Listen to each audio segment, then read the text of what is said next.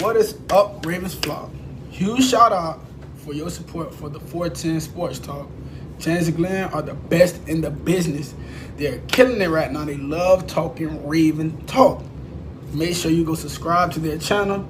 Let's go Ravens. Big trust. Welcome in everyone to another episode of 410 Sports Talk. I'm Glenn Martin here with my co-host James Haskell.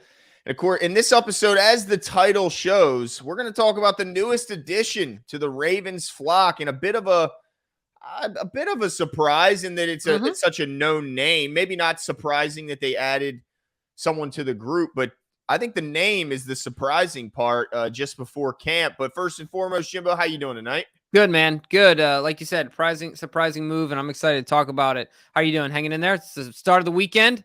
Yeah, I'm hoping the O's can pull off the comeback. They're down right now to the Rays, but they took the first one of the series last night. So, oh well, what happens tonight? But yeah, big signing, and it looks like, and we're going to talk about in another video, there might be more on the way. But right now, Melvin Gordon is the newest member of the Baltimore Ravens, joining a very crowded and talented running back room. Now with J.K. Dobbins, Gus Edwards, Justice Hill, and even Keaton Mitchell I'll throw in there.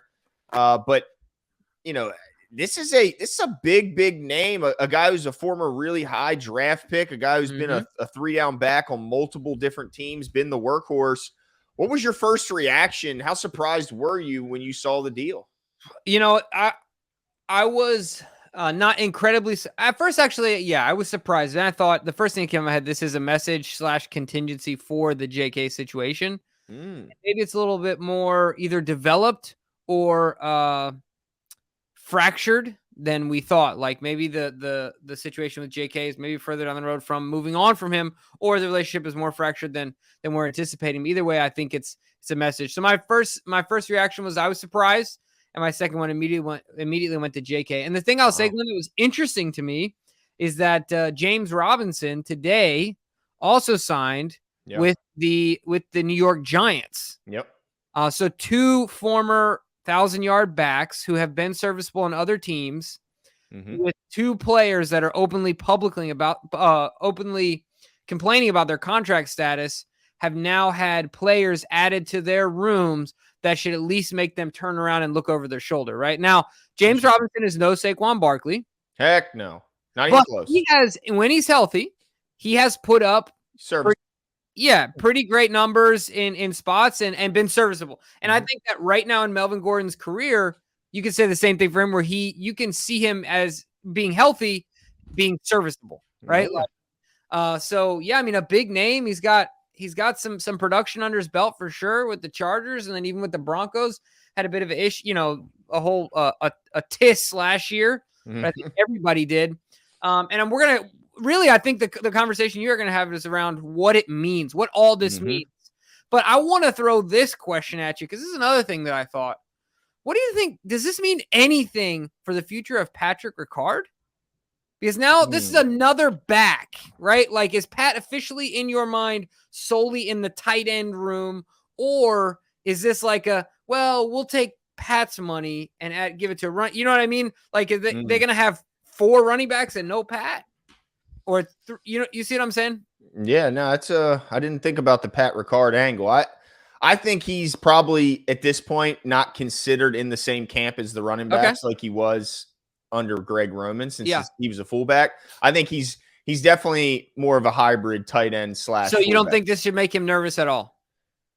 I don't think so. I mean, maybe because he does carry a decent cap hit, but I don't think so, because to me, I don't think the Ravens have a blocking tight end on the roster. They think they might have one maybe in Travis Vokalek, but he's a rookie. They know what they got and what Pat Ricard can do as far as blocking. That guy can block anyone at any level. In open space, at the end of the line, he can hit up the A gap. I mean, he can do any type of block you want. So I think his roster position is safe. But my whole thing is like, is this truly a message to JK? And I think the timing is kind of interesting. You mentioned the Giants, and certainly I think Saquon can at least, maybe that's at least a contingency of if there's a camp holdout, and that makes me think, is that what JK is threatening? I don't think that's what he's threatening. And I think all reports are saying that him and Gus will be 100% and ready to go come training camp. So does this mean that maybe that these guys just didn't fit Monken's system as much as he was hoping? And then in the small glimpses he saw of them, does he think maybe this group is missing something that Melvin Gordon has? Do you think there's any possibility that that's the case? I don't think so. I don't. I think it's more, if it's something to do with the current backs we have in the room that isn't contractual, I think it more has to do with health. Any concern around health than it is about overall skill, because I might be a homer, but I think right now, I think Gus is potentially more productive back than Melvin Gordon, even in this system. And yeah, maybe Melvin's a dual threat though. Maybe he gives you more in the past, but Gus hasn't really been given the shot, nor JK, to be honest. You know what I mean? Like, they just haven't been given the shot in this offense, where like we see it with JK, but you've also seen that video of JK taking a pitch to the helmet. Yeah. So you just never know. So, but yeah, you're right. I mean, I guess he's the only true proven dual threat at this point in the NFL, like on the roster, because the other guys haven't been given the shot to do so.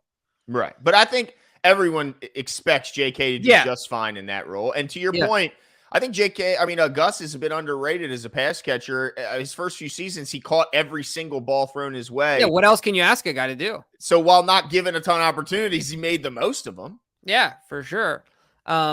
Yeah, I will say this. Let me ask you, because he played in 10 games last year for the Denver Broncos. He only rushed for 318 yards, just 2 touchdowns, caught 25 balls out of the backfield, but didn't score as a pass catcher.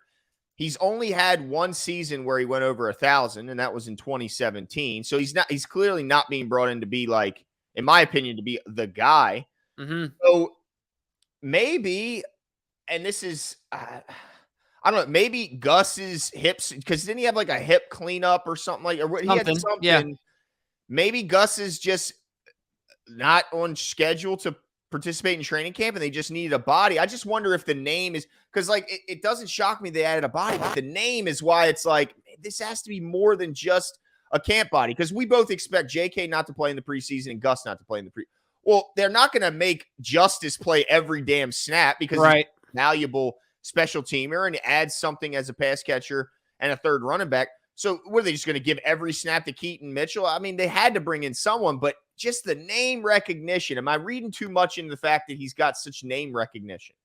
No, because ultimately, Glenn, the name recognition and also the deal, we haven't seen all the terms, but it could be up 3.1. It makes you think, I don't think he's just a camp guy. Right. Ultimately, I think that's what you're saying, right? Is because like he's got clout, he's proven, because if you just wanted a camp guy, you could bring another undrafted kid to get some reps and give him an opportunity. But this is definitely more than that. And here's the thing, I think it makes it more interesting. I don't look at Melvin as a threaten to Justice Hill's roster spot, because he's not going to do what Justice does. He's not going to be your best special teamer.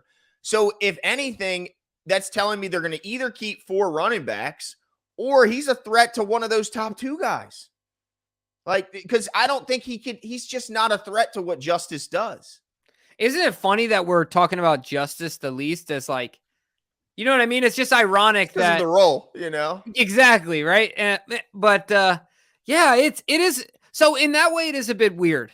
But I think ultimately it's got to be a sign to JK, like, hey, dude, this train here is moving on. Like, you're on it or you ain't. I mean, I don't know. Where else would he have more value than here, too? Like, I doubt there's another team that's just like, oh, wait till JK hits the market. We're swooping in. Scoop him up, right? Yeah. I don't get that either. It's a real bummer that, I mean, I don't know. Maybe it isn't as sour as we think, but it, like you said, I mean, he's real quick to chat with Mark Viviano on live television and chat about it on your local news, right? Yeah, man. I don't know if they want. It's just a shame because he his rookie year, six yards a carry, bursts on the scene. Likable guy in the community, and now it's like you make it this. And look, we could be reading too much into this. Sure. It's very possible, but this just looks like that relationship is souring, and they didn't want to just go in with, like you mentioned, another undrafted, unproven rookie. They went out and got a guy who, at least at some point in his career, shown he can be a reliable guy out of the backfield and as a pass catcher. So yeah, because and that's the thing, if it's not more serious than just a potential to make the team, like why give him? I'm assuming this is above the minimum, or else they would just say sign him for the vet minimum. Like they wouldn't give the incentives and a bit more detail. At least that's how I see it, and that's how I see it done in the past. Usually, a guy's coming in with a vet minimum because they just say, oh, they just signed this guy. Like you already know, right? Like when we signed Tony Jefferson back, no one asked for the details of the deal. Nobody wanted because everybody knew what they were. Right. You know what I mean? Like, but with this one, I think it's interesting. So I don't know what it means, but I guess let me ask you this: if you had to put your goggles on that look into the future, you're looking at the crystal ball. Is Melvin Gordon dressed week 1 like part of the 53? I think he's dressed. Wow. So here's the thing that worries me. He's a fumbling machine. Yeah. Like that's been his thing all his whole career. He's had those spells where he puts the ball on the ground, and coach will put you right on the bench. You'll get in the doghouse real quick with Harbs if you're going to put the ball on the ground.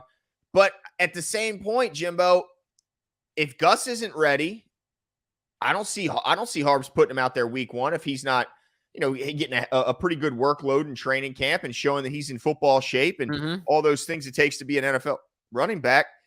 So yeah, I think ultimately, again, this is a pretty early prediction, but I think Melvin Gordon's going to be suited up week 1.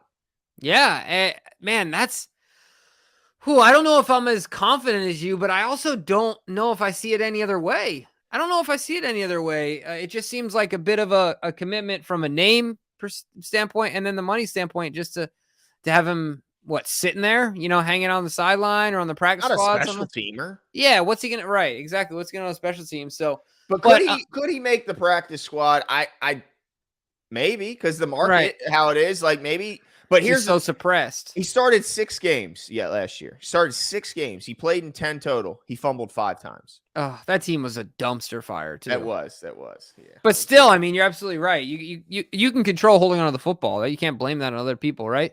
How many feet are in a mile, Petey? That's right. How many feet are in a mile? Like he's got 26 fumbles. This dude might as well do some ultra marathons, and he's probably running so many miles in practice and fumbling so much. Pick up the ball, 5 laps. That's right. I mean, this guy's got 26 in an 8-year career, Jimbo. 26 fumbles. He averages more. What's that? More than 3 a year? Yeah, if Coach Boone were his coach, he'd have run a marathon. Yeah. That's a problem. That is a serious problem. So, I mean, I tell you what, he's not getting to 5 fumbles as a Raven. No way. He'll be on the bench before he gets anywhere near 5 fumbles. So that will be the big tell. But I do think ultimately, I think he's good. He's got a real good shot of making this team because of the money, the name recognition, and the fact that you have one disgruntled, and also coming back from an injury that he still wasn't back fully from last year, and then Gus's situation. So I think he's gonna fight for a roster spot here. Wow. Well, I'm inclined to agree with you. I just don't know how it's gonna happen. Like, how will it all look? It's gonna be really interesting to see because he will have cascading impacts on the rest of the roster that is yet to be determined. So give us your guys' thoughts. Do you like the signing? Do you not like the signing? I think Glenn and I are both intrigued by it, is I think the way that I would put it. Interested by it. And ultimately, if he outperforms everybody, you got to give the guy the shot. So we're excited for an open competition. Looking forward to it. What does this mean for JK? What does this mean for the Ravens? All your thoughts in the comments below, and we'll talk to you guys soon. See you. Yesterday does not matter. You're looking forward to today. I'm looking forward to being a Raven. What are they getting? Everything out of me. They're going to get a Super Bowl out of me. Believe that.